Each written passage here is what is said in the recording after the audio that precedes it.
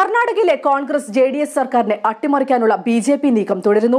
2 സ്വതന്ത്ര എംഎൽഎമാർ സർക്കാരിനുള്ള പിന്തുണ പിൻവലിച്ച് ബിജെപിക്കൊപ്പം ചേർന്നു. എംഎൽഎമാരായ എച്ച് നാഗേഷ്, ആർ ശങ്കർ എന്നിവരാണ് കൂറുമാറിയത്.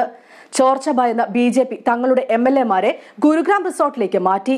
ചില ബിജെപി എംഎൽഎമാർ കോൺഗ്രസ് നേതാവ് മല്ലികാർജ്ജുൻ ഖാർഗെയുമായി ആശയവിനിമയം നടത്തുന്നു എന്ന വാർത്തകൾക്കിടെയാണ് ബിജെപിയും റിസോർട്ട് രാഷ്ട്രീയത്തിൽ അഭയം പ്രാപിച്ചത്. 4 കോൺഗ്രസ് എംഎൽഎമാർ രാജിവെക്കും എന്ന സൂചന പുറത്തുവരുന്നുണ്ട്.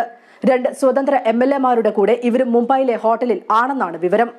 അതേസമയം സർക്കാരിന്റെ നിലനിൽപ്പിന് ഭീഷണിയില്ലെന്ന് ഉപമുഖ്യമന്ത്രി ജി പരമേശ്വര പറഞ്ഞു. പണം നൽകി എംഎൽഎമാരെ സ്വാധീനിക്കാനാണ് ബിജെപി ശ്രമിക്കുന്നതെന്നും പരമേശ്വര കുറ്റപ്പെടുത്തി. ബിജെപി കർണാടകയിൽ സർക്കാർ രൂപവൽക്കരിക്കുമെന്ന് മഹാരാഷ്ട്ര ബിജെപി മന്ത്രി റാം ഷിൻഡെ അവകാശപ്പെട്ടു. 2 ദിവസത്തിനകം കുമാരസ്വാമി മന്ത്രിസഭ താഴെ വീഴുമെന്നും മന്ത്രി പറഞ്ഞു.